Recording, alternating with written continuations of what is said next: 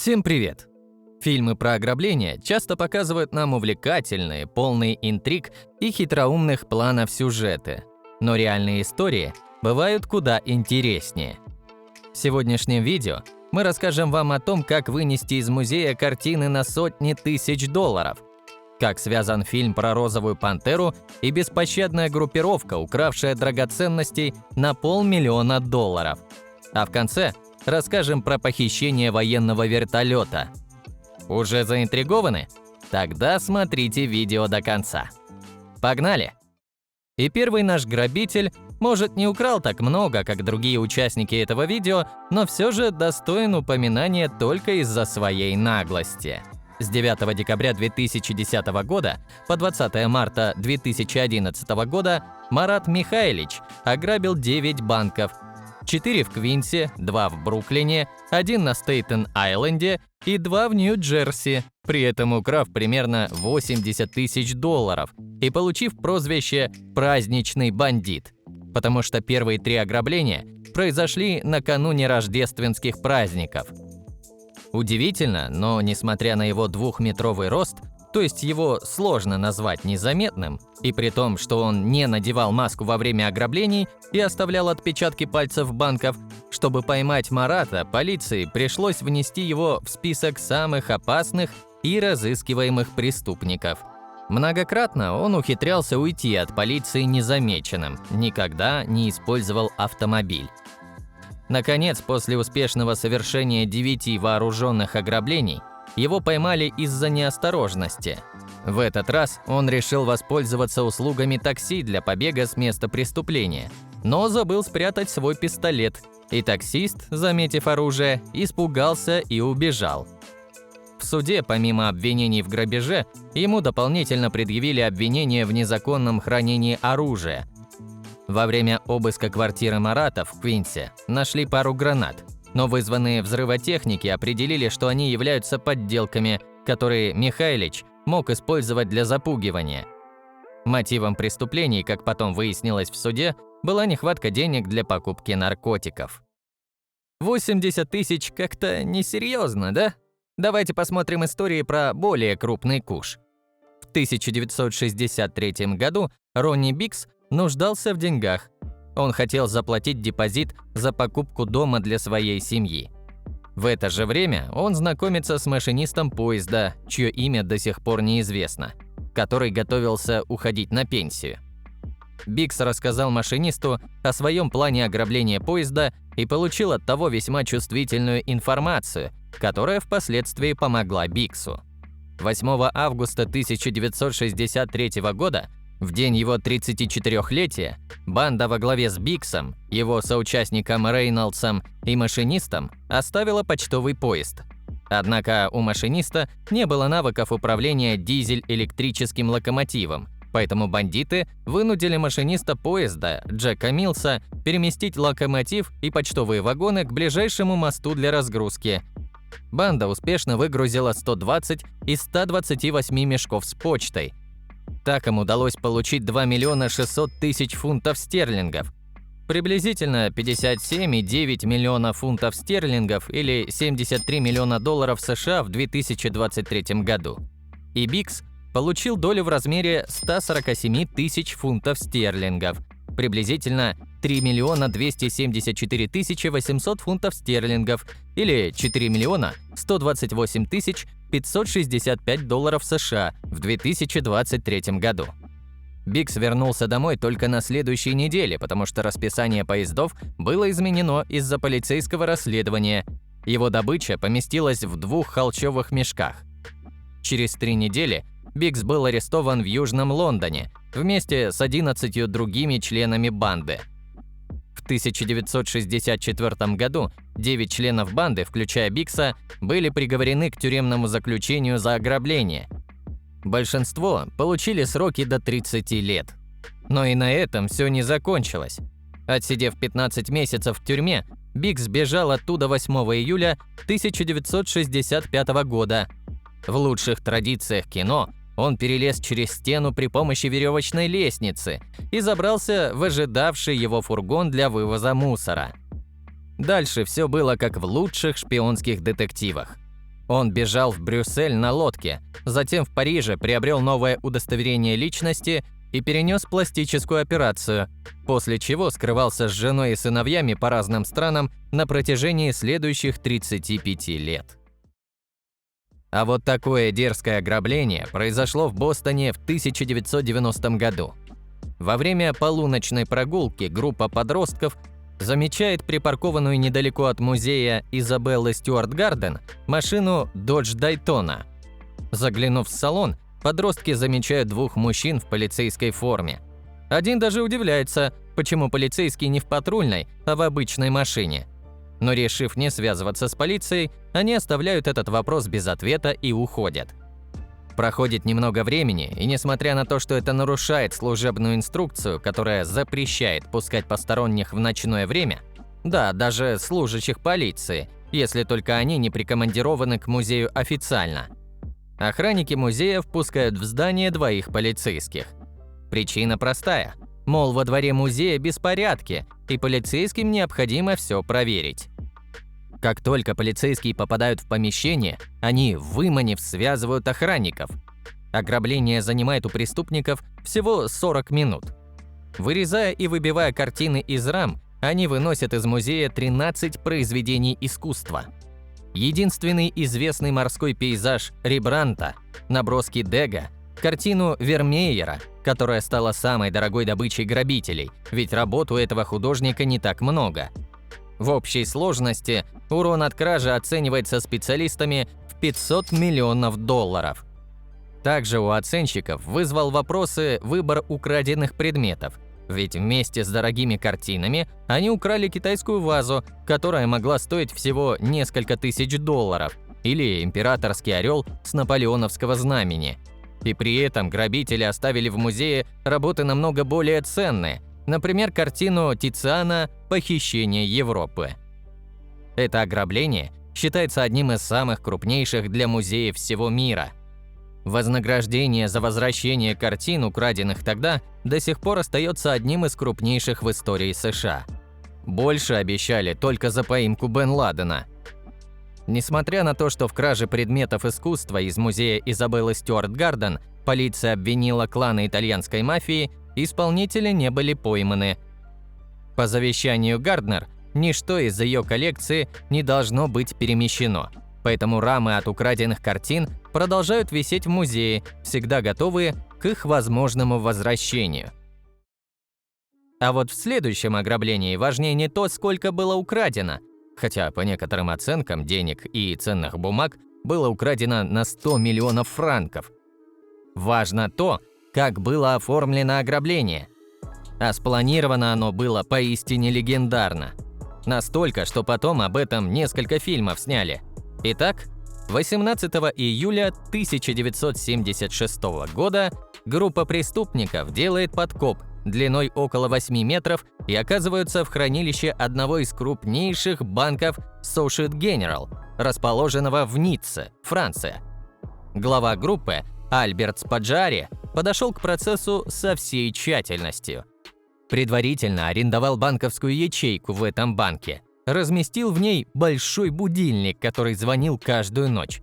Так бандит хотел проверить хранилище на всякие сигнализации и системы отслеживания. Отпраздновав успешное дело пикником с шампанским и паштетом, группа оставила на стене хранилища запись «Без оружия, без ненависти, без жестокости», в итоге ставшую символом этого преступления.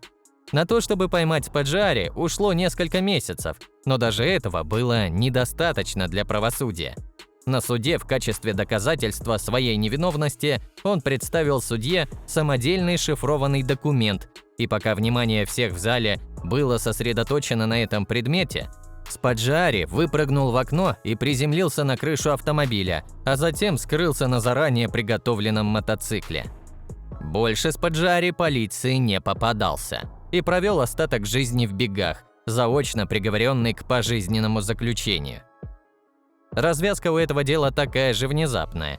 В 2010 году Жак Кассандри опубликовал книгу под названием «Правда об ограблении в Ницце», в которой взял на себя ответственность за ограбление и отметил, что Альберт Спаджиари сыграл скорее эпизодическую роль. Но срок давности дела к тому времени уже истек, и полиция не могла привлечь Жака Кассандри к суду. Казалось бы, все потеряно и справедливость никогда не восторжествует. Однако позже полиция арестовала Жака Кассандри по подозрению в отмывании денег, полученных от ограбления, для финансирования своих бизнес-проектов в Марселе и на Корсике. В рамках этого дела было задержано около 20 человек от жены и детей Кассандри до одного приметного корсианского политика. А следующие грабители, про которых мы расскажем, скорее вдохновлялись фильмами. В 2003 году банда впервые привлекла к себе внимание и получила прозвище «Розовые пантеры» после кражи бриллианта стоимостью 500 тысяч фунтов стерлингов у ювелира в лондонском районе Мейфэйр. Воры спрятали бриллиант в баночке с кремом для лица, имитируя действие, увиденное в фильме «Возвращение розовой пантеры». В течение 6 лет в 21 веке розовые пантеры ограбили 120 магазинов в 20 странах. Япония, Соединенное Королевство, Дания, Монако, Франция, Швейцария, Объединенные Арабские Эмираты и Соединенные Штаты, и, внимание к деталям ограблений, обеспечивало высокий процент успеха. Перед ограблением ювелирного магазина в Биаррице банда покрыла ближайшую скамейку свежей краской, чтобы никто не мог посидеть на ней и увидеть их в действии. Именно за такой подход некоторые эксперты назвали преступление розовых пантер актами артистизма. Но на самом деле большая часть ограблений группировки достаточно банальна и держится на грубой силе и наличии оружия. По данным правоохранительных органов, розовые пантеры подозреваются в хищении драгоценностей на сумму $500 миллионов. Некоторых из участников банды арестовывали, поэтому об этой банде известно, что в ее составе около 800 мужчин и женщин, и по большей части они выходцы из бывших югославских республик с военным опытом. Поэтому в истории банды есть не только случаи арестов, но и случаи побегов из тюрьмы. 500 миллионов за 10 лет.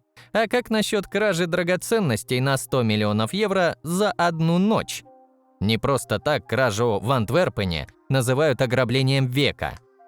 Вечером 15 февраля 2003 года злоумышленники ограбили хранилище алмазного центра, а точнее 123 из 189 ячеек для хранения. В хранилище были установлены различные системы безопасности, такие как камеры наблюдения, датчики движения и света, датчики сейсмической активности, инфракрасные датчики, а также замок двери с сложной комбинацией цифр.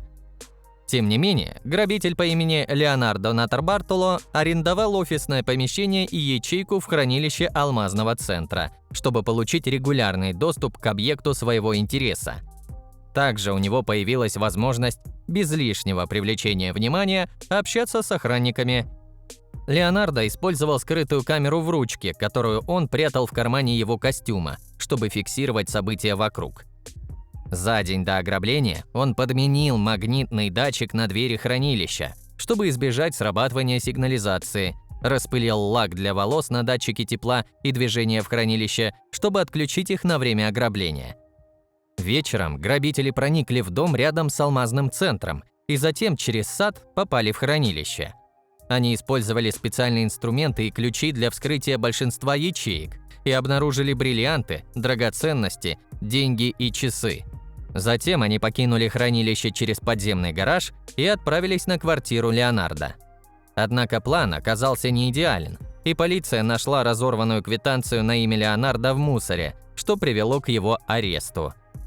В последующих обысках квартиры в Антверпене полиция обнаружила сейф с 17 бриллиантами, один из которых оказался принадлежащим алмазному центру. Леонардо был арестован, а его жена и грузчик, у которых были найдены 32 крупных бриллианта, также были задержаны. В мае 2005 года бельгийский суд приговорил Леонардо Натарбартоло к 10 годам лишения свободы и штрафу в размере 1 миллиона евро. В тюрьме Леонардо сидел в камере с кухней, в которой готовил любимые блюда.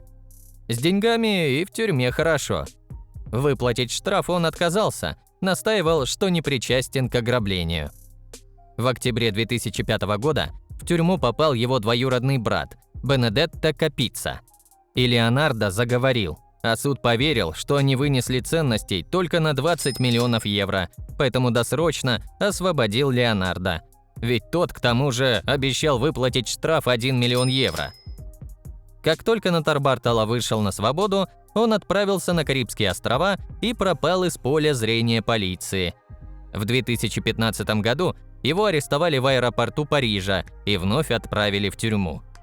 В 2017 году он вышел на свободу. Впрочем, Леонардо остался верен себе и снова отказался выплачивать штраф. И если вы все это время думаете, что все истории какие-то киношные, будто написаны для криминальных фильмов, мы несем вам историю, в которой есть все и даже вертолет. Да-да, вы все правильно поняли. Бандиты украли вертолет, чтобы потом обнести хранилище частной охранной компании G4S в Эстберге, к югу от Стокгольма. Угнав вертолет с базы, ранним утром 23 сентября 2009 года банда совершает посадку на крыше кассового отделения G4S. 3-4 человека проникают в здание, кувалдой разбивая армированное стекло. Бандиты взрывают небольшие бомбы внутри здания, чтобы вышибить бронированные двери. Проникнув к сейфам, нападавшие загрузили мешки с деньгами в вертолет. Никто из служащих физически не пострадал. Некоторые эксперты утверждают, что тогда грабители вынесли около миллиарда шведских крон за 20 минут. Полиция пыталась остановить грабителей, но перед ограблением на дорогах вокруг здания были разбросаны рогульки, специальные военные заграждения, которые мешали проезду полицейских машин. Но это еще не все. На базе полицейских вертолетов в Мютинге были установлены бомбы-ловушки, чтобы полиция не могла использовать поддержку с неба. Через несколько часов угнанный вертолет нашли на лесной опушке. Несмотря на предложение помощи от военно-воздушных сил Швеции, полиция решила справляться сама, ведь дело вполне себе гражданское, а не военное.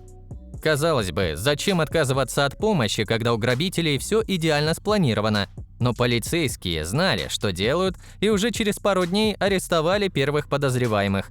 В октябре 2010 года 7 мужчин были приговорены к тюремному заключению за участие в ограблении. Полиция предполагала, что в подготовке ограбления могли быть замешаны еще 10 человек, но их личности установить не удалось. Ожидаемо в деле оказались замешаны бывшие бойцы сербского разведывательного агентства БИА, созданной бывшими сотрудниками подразделения специальных операций «Красные береты», которая входила в состав системы безопасности Союзной Республики Югославии. Ну что, получилось у нас удивить сегодняшним видео? Надеемся, что вам будет о чем рассказать друзьям и близким. А мы пошли собирать новые криминальные истории. До встречи на канале.